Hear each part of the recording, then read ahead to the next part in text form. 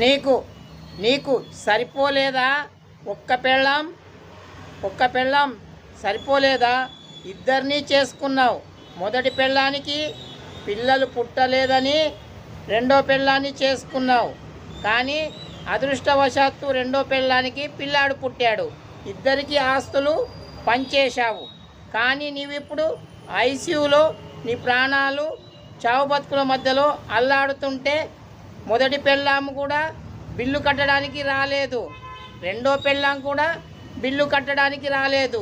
Doctor ఏమో 25 లక్షలు ఇవ్వందే operation చెయ్యనంటున్నాడు. అందుకే తెలివితో ఒక్క పెళ్ళాన్నే చేసుకోవాలి.